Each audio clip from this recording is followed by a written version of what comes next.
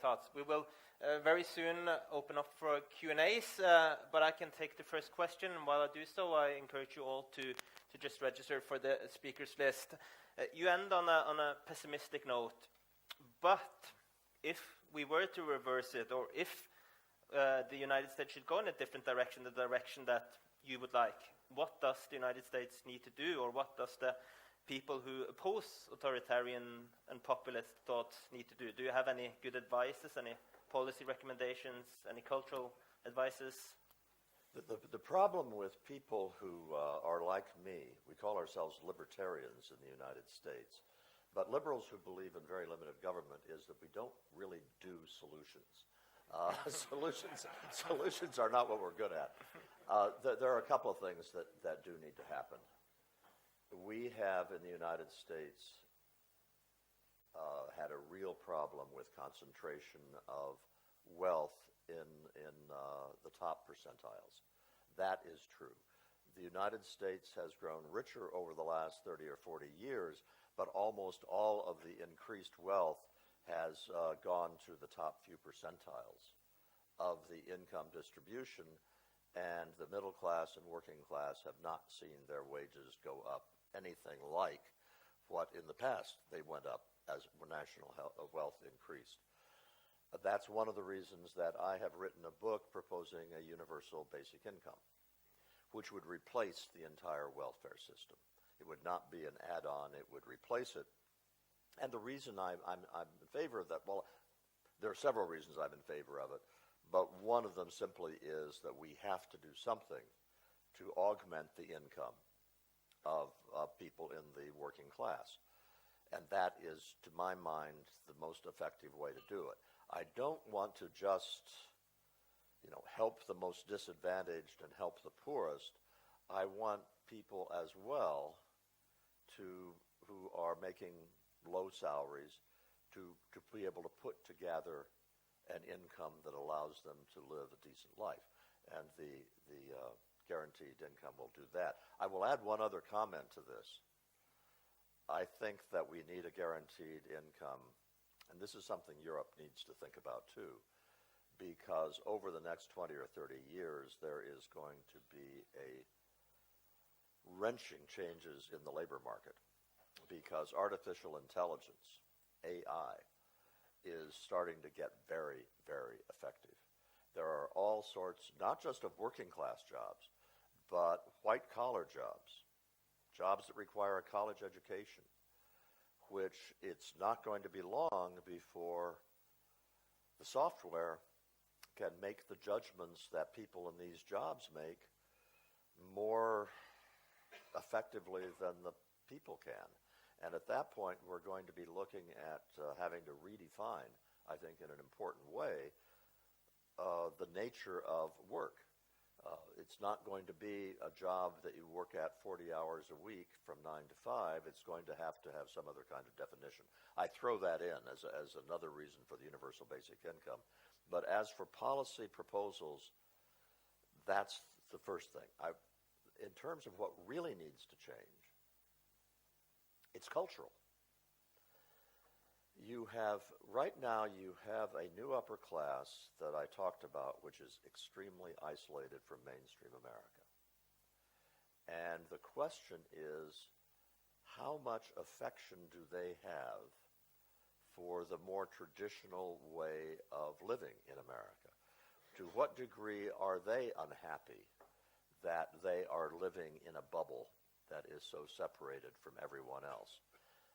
The good news here is that as I have talked on these themes to audiences that are quite wealthy and powerful and in the new upper class, there are lots of people in those audiences that are not happy with the way things have happened.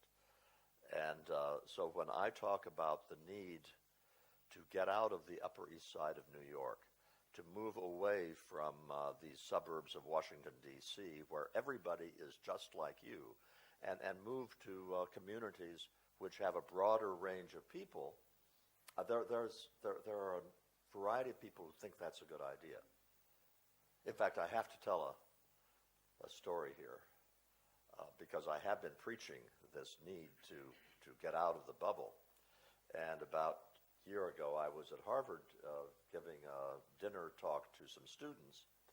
And during the course of the evening, I discovered that a couple, he was a hedge fund manager, who had sponsored the dinner, were in the room.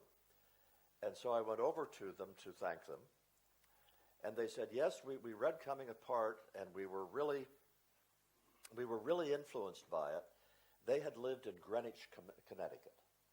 Greenwich, Connecticut is a very, very wealthy suburb of New York City, which is filled with hedge fund managers. And the man said, yes, we decided to leave Greenwich. We sold our home, and we moved to this other small town in Connecticut that's just a middle-class community, bought a pickup truck, and I'm sitting there thinking, these people read my book and sold their home and moved to this other place, and I was just saying to myself, it's only a book. Yes, and fortunately, at that point, he said, and we love it, that they were very happy in their new home. So there can be a cultural change. An awful lot of Americans love what has been unique about America. And so they're like me. I come over to Europe, and I thoroughly enjoy myself in Europe. There are all sorts of ways in which I think Europe does things better than the United States, but there are other ways in which the United States has been unique that will keep me an American until my dying day. And so insofar as that love of the special culture of the United States is still there, there is always a possibility of a kind of cultural reawakening. Right. But I don't have any public policies for doing that. Right. I have already noticed 9 people wanting to come on the speakers list, so we're going to move rapidly to 9:30. So just let me repeat the speakers list, so I'm not sure that I haven't ignored anybody. First is the man sitting behind here, and then I also registered Prachi and Christopher, and I also noticed Rick. I don't know everybody here, so I have to say the young man sitting here, and also Håkon, and Nils August, Felix, and the lady sitting behind. I can promise that all of you will come on the speakers list, but I cannot promise that everybody else, because we're moving rapidly towards 9:30. But please, go ahead, sir. Hi. Thank you for your presentation. It was very interesting. I just have 2 quick questions. In your historical analysis, you go back 40 years or so, and you talk about the difference in elites from then till now. But what if you go back to the 1930s? Even closer. In the 1930s, and the elites that we saw then, weren't they also quite different from the elites at that time? And why do you think you didn't have any kind of right-wing populism at that time in the 1930s, and why was that different from what we have now? And secondly, just about your definition of populism. How do you define populism, and do you always see it as a bad thing? Thank you. Mr. Berg? First, as for the difference between elites now and in the 1930s, consider one phenomenon. In the 1930s, if you had the chairman of a company, that person very probably grew up on a farm or grew up in a family where the father worked in a factory or ran a small store, probably did not have a college education. And so the person who was at the top in the 1930s, or for that matter in 1950, was by that time he had money and position, but the upper class then still remembered what it was like in ordinary America. Now, when you get the chief executive of a company, he or she very possibly grew up in an affluent community, grew up and went to an elite college. Her father himself had a college degree, and maybe even the grandfather. They may be third generation well off. The existence of an upper class that has been an upper class for 2 or 3 generations, that's new. As for the question, is populism always bad? Well, from my perspective as a classical liberal, yeah, because populism is generally about dividing up the the wealth and dividing up power using the government as the mechanism for doing that. And that is the kind of government too powerful,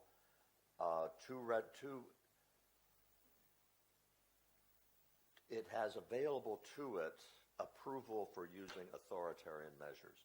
So if you have a majority of people who have voted for a populist president, you have a majority of people who probably are very happy seeing that president use the presidential power in ways that I consider to be very dangerous. Pachi. Hi, I'm Prachi. I'm American from New York, and I think in a lot of ways I'm in that liberal bubble that you described. But I did read your book, and I found it very thought-provoking, so I'm glad to be here, and thank you for giving What part this talk. of New York? I live in Fort Greene, Brooklyn. Brooklyn has become a bubble, too, now. Oh, absolutely. I just moved there a few months ago, and yeah, definitely. So, yeah, I get the sense when you're talking about the left and its resentment towards white men that in a lot of ways you're talking about a party that's now styled itself as being representative of certain marginalized communities like women and people of color. And in this recent election, I think we definitely saw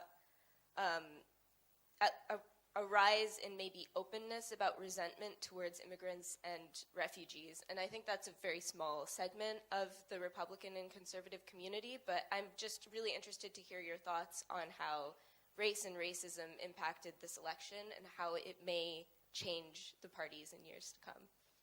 Thank you. The first statement is that among Trump's supporters were a lot of racists and a lot of people with deplorable views.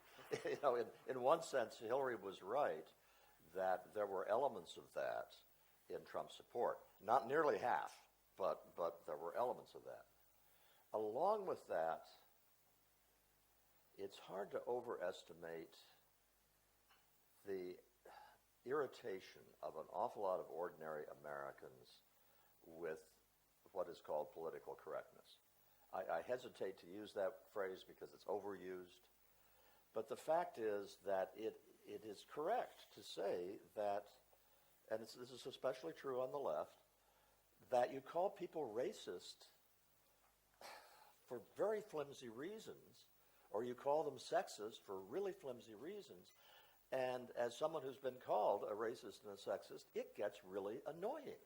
It gets really irritating when in your own heart you have no sense that you are a racist or a sexist. And it creates a great deal of antagonism. In the meantime, what we also have in the United States is identity politics, where your first identity, you identify as being black, or you identify as being Latino, or you identify as being white. And that is poisonous to the nature of American politics. So to summarize my answer, does the right side of the American political spectrum have a problem with elements of racism, sexism? Yeah, it does. Does the left have a huge problem in terms of painting with too broad a brush and thereby alienating a whole lot of people who are not sexist, they aren't racist, but it's almost as if the left is kind of taunting them into becoming that. It's a bad story on both sides. Christopher. Thank you, Mr. Please Murray, stand for up your if you speech and your book. Have the questions you ask and the research you have done, have they inspired similar research into other countries? You said something about Europe being a more class divided countries, especially the continental countries from historically. But in Scandinavia, we have tradition of being more equal and the culture being more similar. But as you know, there has been a huge influx of immigration to Scandinavia in the last 10 years or 15, 20 years, and they're now comprise 10% almost of the population, the immigrants and their the non-Western immigrants and their descendants. Have you seen any similar patterns that you have seen in the United States, and have you been in contact with researchers that have been intrigued by your research and trying to replicate it in other countries? The answer is that no, I have not myself done this research, and nor have I been in contact with other researchers who are. I will make a few comments as just somebody who reads the newspapers.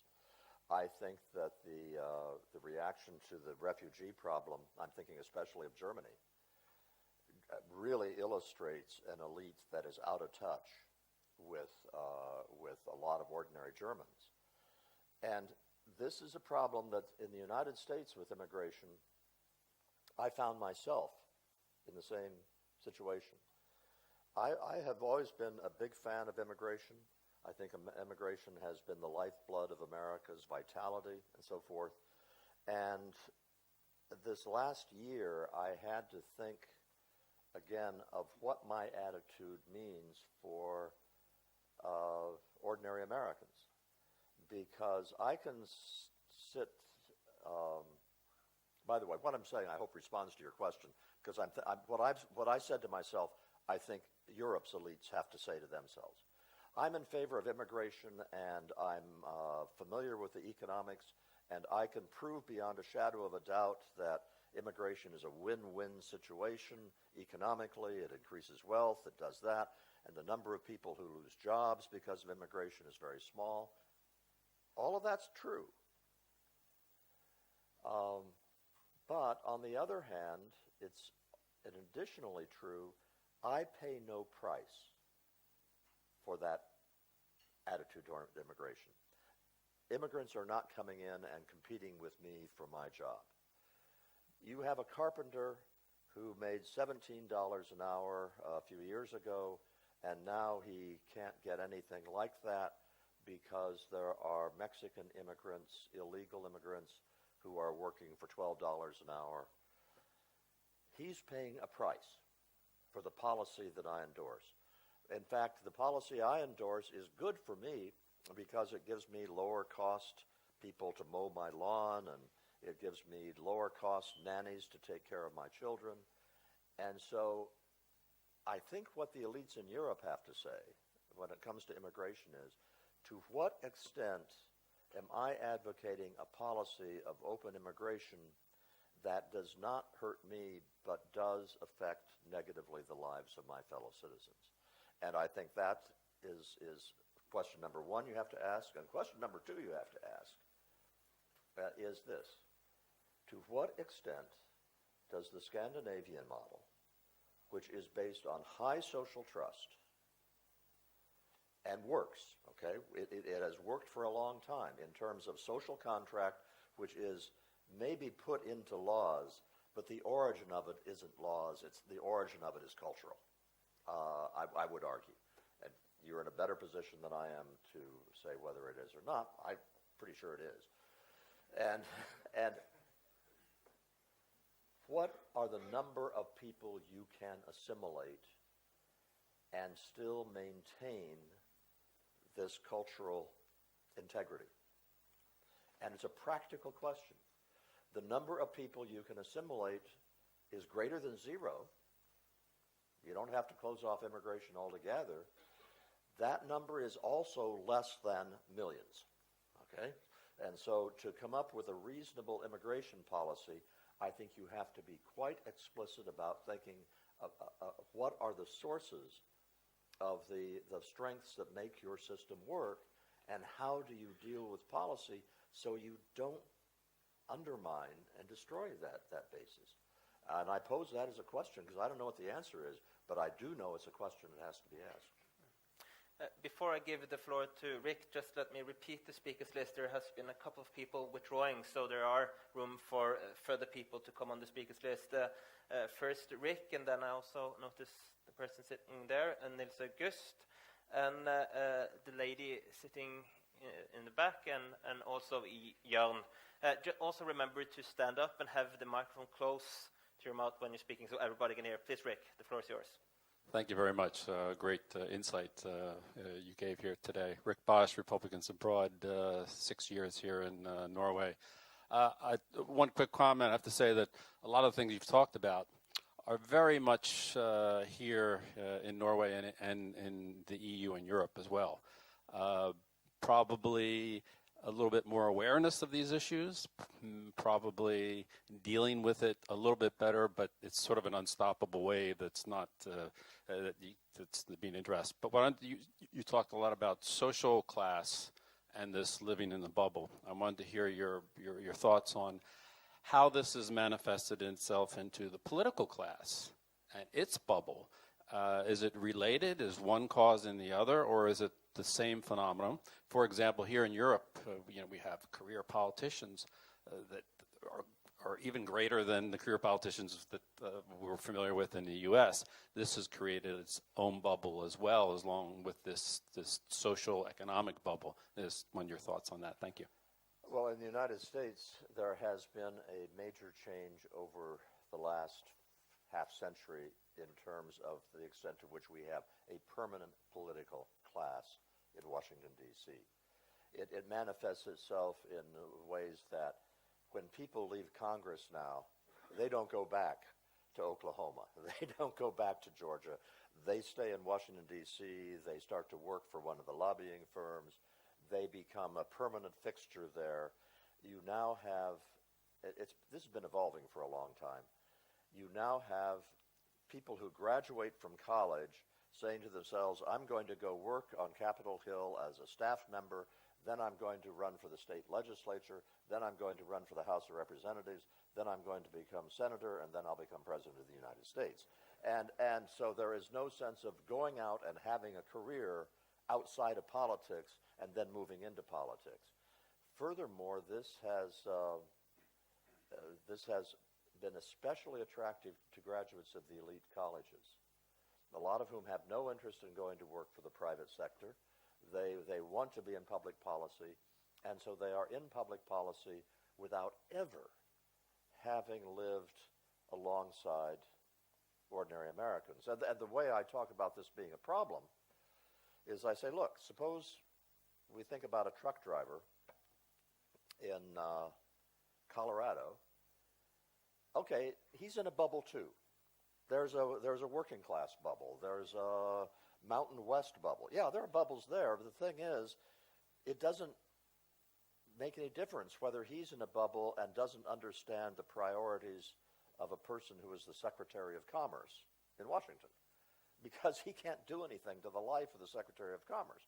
But if you have a Secretary of Commerce who has no idea of what life is like for a truck driver in Colorado, that Secretary of Commerce can do some really stupid things that mess up the life of the truck driver.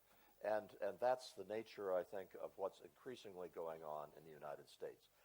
People in the political class making rules and regulations that drastically affect the lives of ordinary Americans, and those lives are ones about which they are clueless. Yes, sir. And good morning. My name is Edward. I'm a student at a local high school. And my question is, what do you think is the reason for this restriction of free speech we are witnessing at the campuses of America's leading education institutions? So in other words, what is the reason for this safe space culture? Thank you. Speculative. I'm going to speculate. I don't know.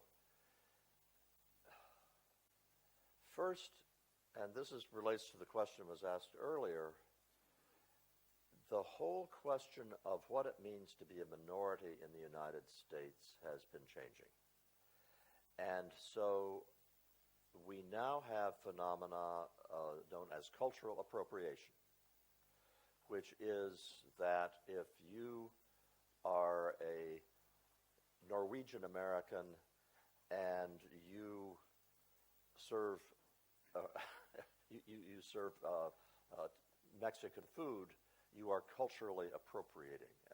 I know it sounds silly, but this has been going on until it's as if we have erected a shell around your ethnic identity, which means nobody can intrude on that, even if it's in a way to intrude, which is a form of flattery, because people, you're not Japanese, but you love sushi. You know, that's a form of flattery, and so that also extends to a whole variety of sensitivities.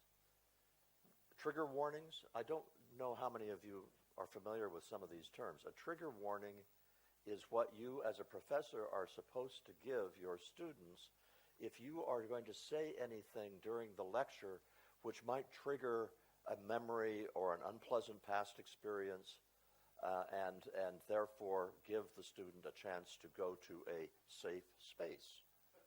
Now, you know, I don't want to make light of something. Suppose the woman has been raped, for example, and there is a topic that comes up in a course which would make her extremely uncomfortable because of that awful experience. I can understand that.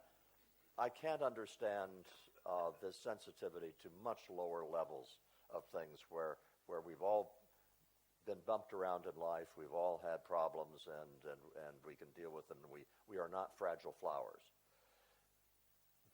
And this is where I'm speculating. An awful lot of kids in these colleges, like Middlebury College, where the mob scene was a couple of months ago, is a very expensive, very elite college.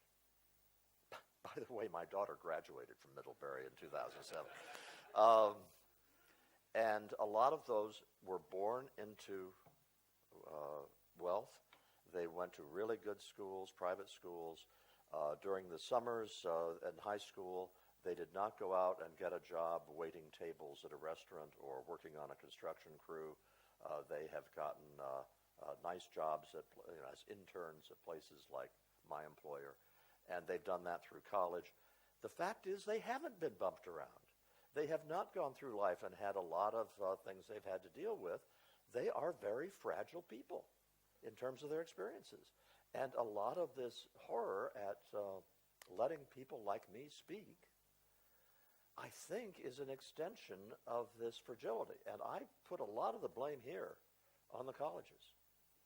It used to be that when you went to college, this is certainly true in the United States, it was halfway between the warm and comfortable place of home and the cruel, cold world of adulthood where you got a job. And so when you got to college, the teachers were not nearly as warm and fuzzy as they were in high school, and you were expected to get your work in on time. If you didn't do it, excuses didn't help. You were supposed to make your own decisions in your daily life. Nobody was going to make those decisions for you. Mom and dad weren't there. Now you have, instead of college being sort of a bridge between adolescence and adulthood, it's as if colleges are run in ways that are designed to extend the adolescence. So you have lots of staff that are on hand to counsel you and this and that and the other thing. As I say, speculative. But, I mean, this is also the older generation saying that the younger generation is going to hell. But a lot of these kids are really fragile, very fragile. Nils August? Thank you. My name is Nils August Andresen. I'm the editor of a conservative Norwegian political newspaper, but I'm going to ask my question from the left, or try to do so. You talked about this shift in working class political affiliations from the 60s onwards. And you know, if you talk about it today, you talk about the political correctness going on in colleges now. We talk about corn braids, you wear them, you're a racist. Obviously that's, you know, a little bit over the top.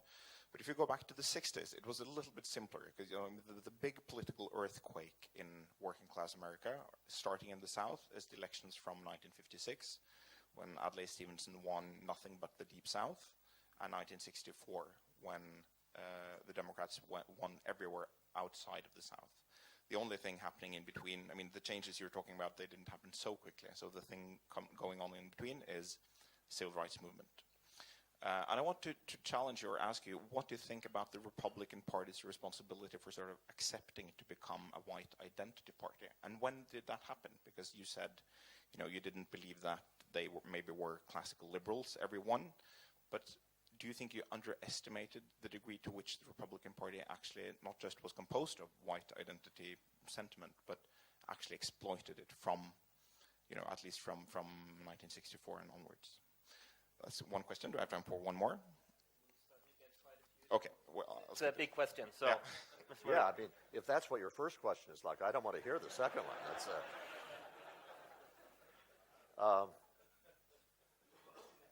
point number one is political history of this sort is not my specialty. You want somebody like Michael Barone or other experts on it. Did this happen to some degree? Yes.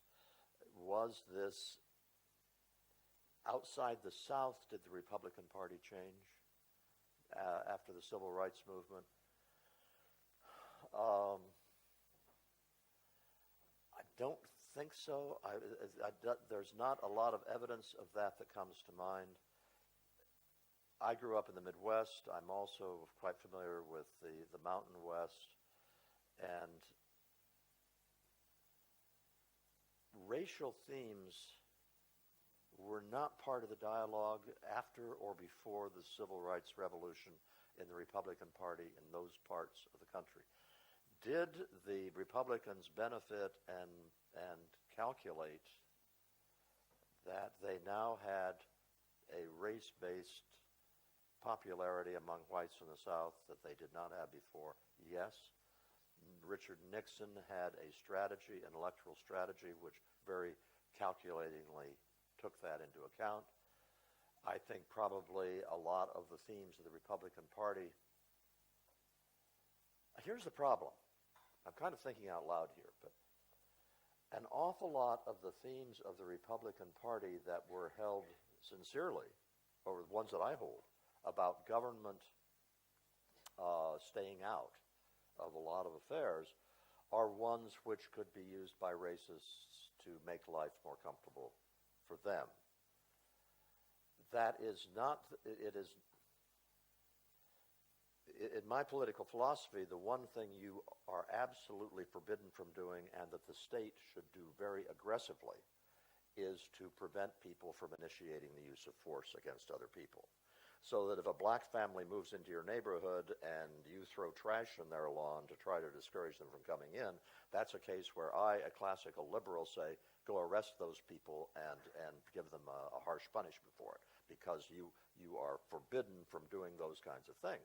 But a classical liberal is not in favor of having aggressive affirmative action which requires employers to have a certain percentage of their workforce be minority.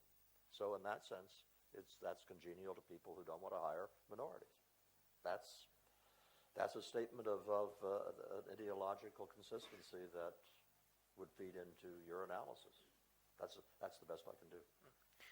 We have less than half an hour to go, and I have registered 7 people on the speakers list. Just repeat it, and then I will close it, and I'll give the floor to the lady sitting behind. So first, the lady in behind, and then I also noticed Jan, and I noticed the gentleman sitting there, and Anders, and the gentleman sitting beside Anders, and Jens Ultvedt Moe, and the gentleman sitting behind Jens Ultvedt Moe. And I think that's how far we're going to reach before 9:30. Please. Thank you so much for the floor. Thank you for being here with us in this beautiful city and this real democracy that's Norway.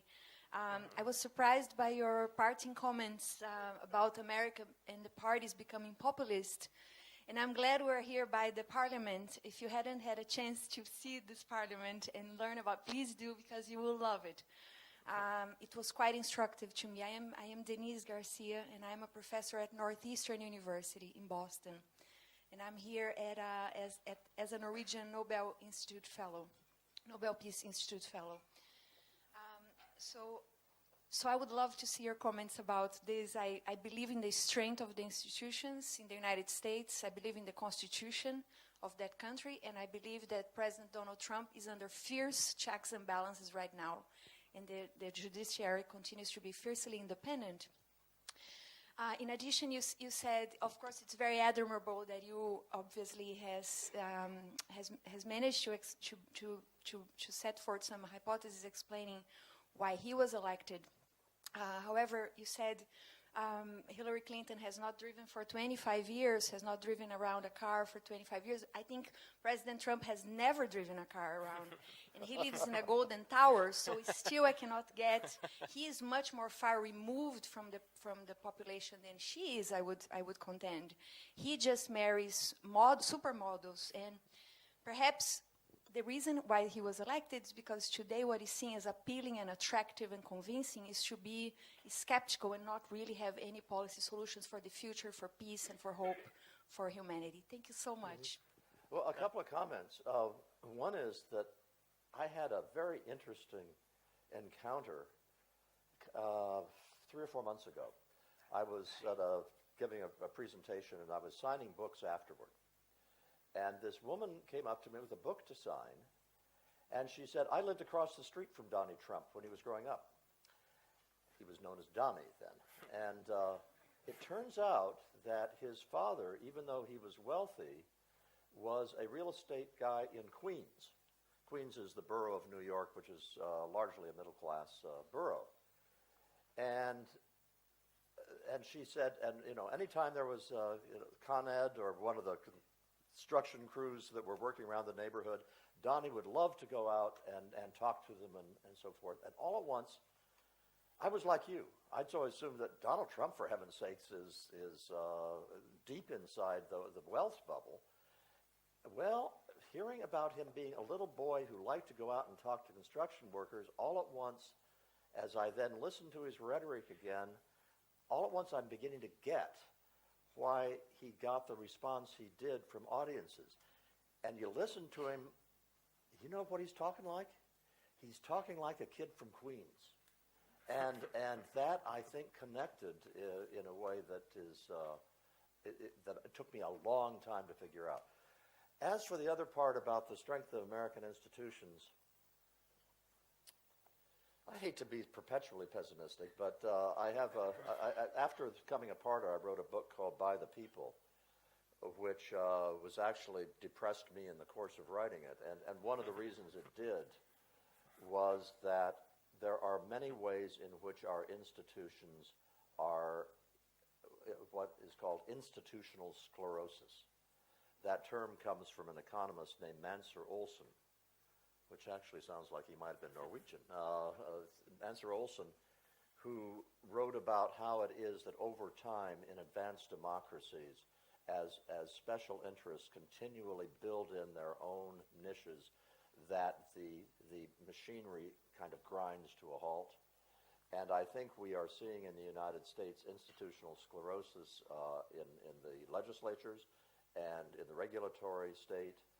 And I think also in the judiciary, we are seeing another kind of problem, which is that, in fact, ideology has become so dominant, a gradual process over the last several decades, that I don't see the judiciary as a bulwark against unconstitutional behavior anymore. I see it as a bulwark against whatever political moves people who don't think the same as the judges. This sentence is getting too common. I think the judges are being way too politicized in their own decisions. Right now, that means that they're overturning a variety of things that Donald Trump wants to do, but I'm afraid that is not a sign of institutional strength. It's just a reflection of the politicization of the judiciary. Yeah. My name is Jorn Baltersen, and I'm the editor of a forthcoming book on Constitution and Liberty with Johan Norberg as one of the contributors. And my question is regarding foreign policy. In the campaign, there was a perception that we would see an end to neocon foreign policy. There were some inconsistencies, but the perception was that there would be a real change for more non-interventionism. Now in April we saw the attack on Syria, but despite the attack and the intervention in Syria, do you think there are permanent changes, or are we back to the foreign policy before Trump? Thank you. I think you start from the realization that Donald Trump has no real philosophy with regard to foreign policy. He doesn't have a philosophy with regard to domestic policy either. And what we have seen, what Donald Trump wants are political victories. And I'm afraid that what he is focusing on is the way the raid on Syria was received positively, got support from some on the left as well as the right. And to that extent, I am nervous that our foreign policy will not be dictated by any coherent strategy. It will be that Donald Trump is going to see that he can't get anything through Congress because the reason is completely unfamiliar with the legislative process in the United States. He does not know how power is exercised in the federal government through the legislatures. And so he is going to go for the easy things, and the easy things might very well be foreign policy adventures. The good news here is that everybody, I'm not a foreign policy expert myself, everybody I know who is familiar with the foreign policy establishment and the rest think that Mattis, the new Secretary of Defense, is very sound, very thoughtful, I know his nickname is Mad Dog Mattis, but he was a Marine, so you can understand that. He's actually a really good person to have in that position. People say that Tillerson is, yes, he's a novice in terms of the government, but he's an extremely capable person and very thoughtful. The new head of the CIA, Pompeo, is good. I think that what Trump has in place is and McMaster, who's head of the National Security Council, also gets very strong reviews. So what I hope is that these guys do have a coherent sense of foreign policy. I hope that they will not go back to the hyper-interventionist policies of the past. I think there's also a strong case to be made that the Obama years went too far in the other direction. And finally, I hope, this is a long series of hopes, that Trump is kind of awed by them. I mean, these are real people with real substance, and I think he admires them and maybe feels inferior to them. I hope he does. And that he will take their advice and that their advice will be good. So now I've given you a whole set of suppositions. I hope. That's the best I can do. Gentlemen. Mitt navn Odd Ramberg. My name is Odd Ramberg. And I have a question. Trump is clearly a new boy in American politics. Hillary is a traditionalist. And then there was another new boy in American politics, Bernie Sanders. I would like you to comment on him. Bernie Sanders, socialist, not a socialist and even older than I am, and he was extremely successful.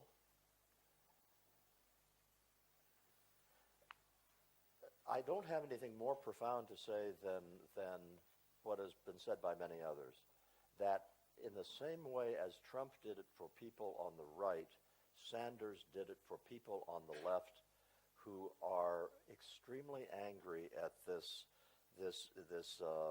ingrained elite who seem to be running things in ways that are impervious to change from the outside. And so I think Sanders promised to his enthusiasts on the left that he would do what Trump promised to do for people on the right. I'll just add to this, if the Democrats don't get it, if the Democrats do not realize the extent to which a whole variety of their social identity politics are just a dead end, that makes all of my worries about an authoritarian right all the more plausible, because the Democrats don't have a bench. They do not have 40-something men and women who are governors or who have held important positions who are plausible candidates for president in 2020. You have Elizabeth Warren, who is in her late 60s. That she's the new kid in town in terms of, along with Bernie Sanders. I, as a person of the right, really want to have a Democratic Party that is competitive, because I'm scared of what is going to go on the right if the Democrats don't do that. Gentlemen, please. Yes, hi. I was wanting a little bit to ask a question which is related to free speech and also a little bit this thing about identity politics and so on. One thing that Sam Harris mentioned is that one of the problems with recent political discussions is that instead of really focusing on the issues, we often focus on the implications of asking a question. So what you get from the right, usually right-wing politics, is when someone criticizes a war, you don't support the troops, you are not a patriot. Or if you ask what are the top 5 problems of integration and how do we solve them, I'm half German, so I know that something that very often comes up in the media is, of course, why do you ask this question? Is there a problem? Are you racist or something like that?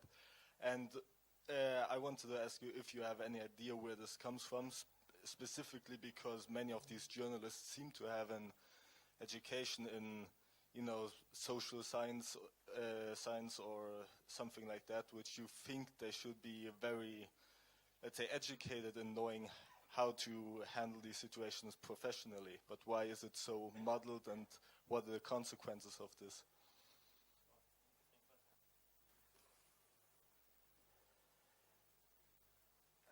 A lot of it has to do, I think, with a reasonable reaction to the raised consciousness of the sins of the past. Let me put it in terms of the United States, where we had the Civil Rights Revolution, and you can translate that however you wish to comparable situations in Europe. So over the course of the 1950s, we had a sea change in white America's consciousness of what whites had been doing to blacks for 3 centuries, 3 or 4. It was real. I was a teenager and then in my early 20s, from 1954 to 64, when basically the civil rights movement went from a very small beginning to so powerful that it had the 1964 Civil Rights Act. Now, it's a good thing that white America became acutely sensitive to what it had done to blacks. That's good. It was necessary. But one of the consequences of that was an extreme sensitivity about not continuing the sin. And so there were a whole variety of topics that you could not talk about because they were too sensitive. And then, as the feminist revolution took off, a similar kind of thing happened. I'm in favor of both the Civil Rights Revolution and the Feminist Revolution. In both of those cases, there developed a sensitivity of, well, I can't say that because that will be offensive to African Americans, it will be offensive to women, and then it will be offensive to gays. And there are a whole variety of ways in which, because you had, to use the word that you used, marginalized groups who were being brought into the mainstream of society, in all sorts of ways that triggered collateral effects that I think led to the inability in the United States to talk about all sorts of issues in a humane, fair-minded, and sympathetic way. It doesn't make any difference if you're fair-minded, humane, and sympathetic. You simply can't talk about them because to do so exposes yourself to too many things. When I was answering a question earlier about immigration, I was walking on eggshells there. I don't want to say anything where anybody's going to misinterpret what I'm saying, and it was a reflection of that phenomenon.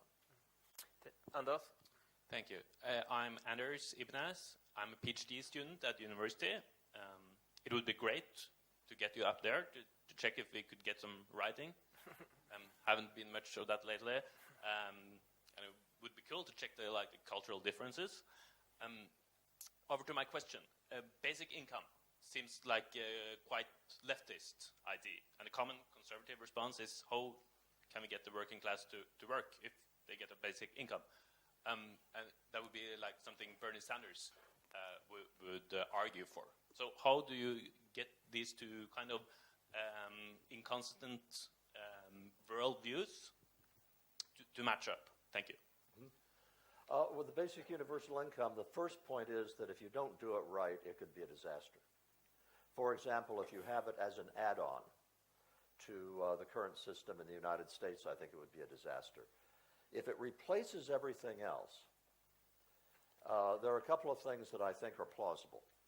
The first is, point number one, you let people work without losing any of that basic income grant until they get to fairly high income levels.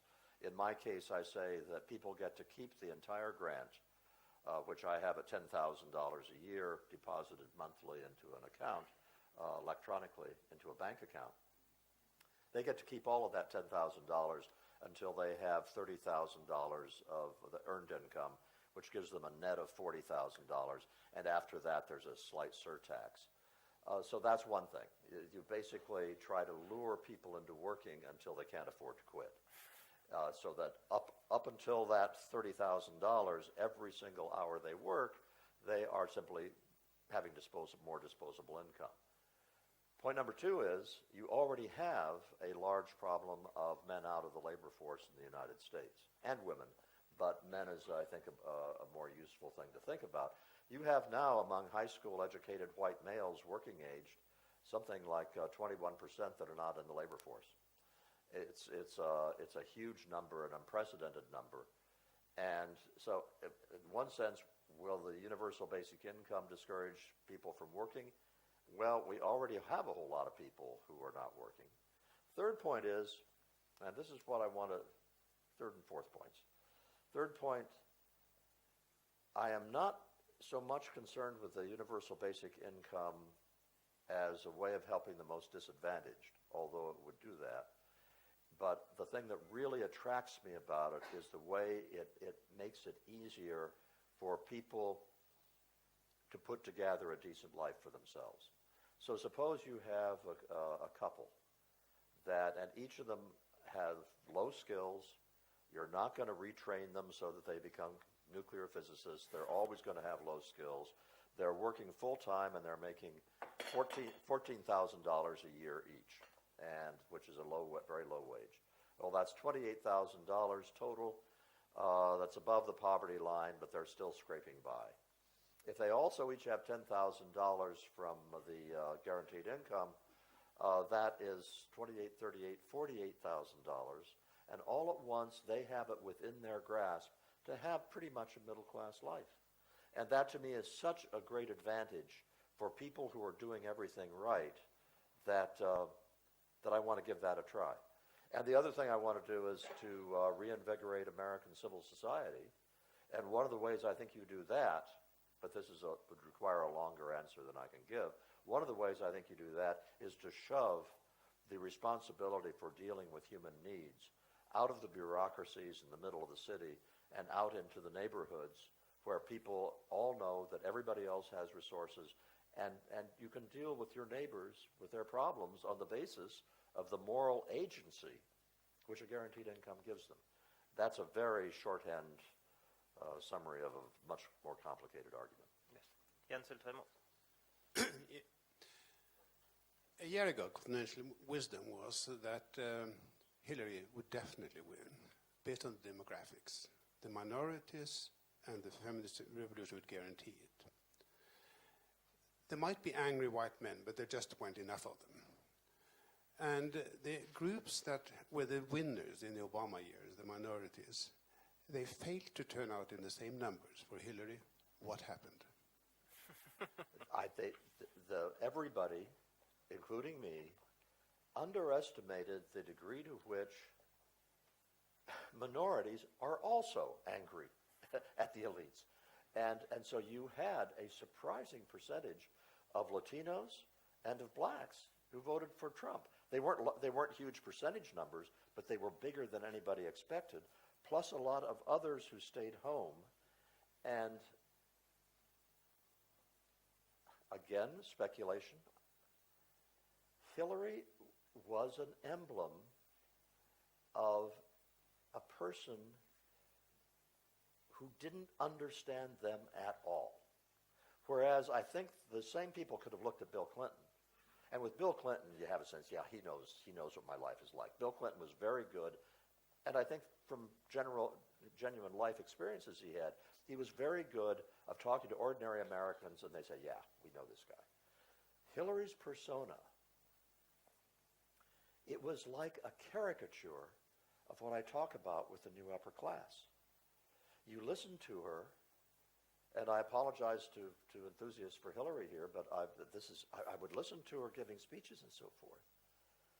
And I would say to myself, doesn't she understand how condescending she sounds? Doesn't she understand how fake she sounds? And apparently she did not.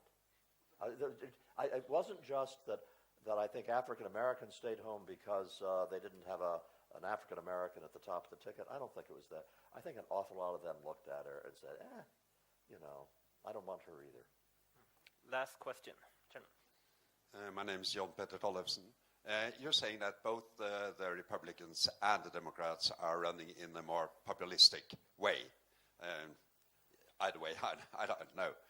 But my question is then, isn't there room for a new guy, like we see in France these days? Or are we stuck with the Democrats and the Republicans for the next 30 years? That's my lifetime, so I'm interested in the next 30 years. Thank you. Well, I'm thinking of a couple of attractive younger faces in the U.S. Senate. Thinking of a guy named Tom Cotton, who's a senator from Arkansas, Ben Sasse, who's a senator from Nebraska, and they are both, I think, principled, limited government Republicans. I think their philosophies are very much like mine. They're very attractive. Would it be possible for them to do a Reagan-like coalition once again? And the answer is yes, it would be possible. But right now, if you are, let's say, a politician who does not have a lot of principles but want to get elected, what is the thing at the top of your mind? And I think it is, I got to say things that are going to hold the Trump voters on my side. With the Democrats, they have a somewhat different problem. What I said earlier was if they want to win, they're going to have to move in a populist direction. And it's still unclear whether they understand that's what they're going to have to do in order to win. And that's the reason for my fear that if the Democrats aren't careful, they are going to become a marginalized party themselves. Before we give Charles Murray a warm round of applause, I just want to say that the 23rd of May, we will have Anne Applebaum here in cooperation with the Oslo Freedom Forum, so check out that on our webpage. Next breakfast meeting is about the election in France, who is going to be the next president, the 3rd of May. And I also want to mention that the 10th of May, we have a cooperation with the National Theatre, where we're going to explore the theme of Machiavelli, which of course could be very interesting for many. Thank you for coming. Thank you, Charles Murray. Thank you.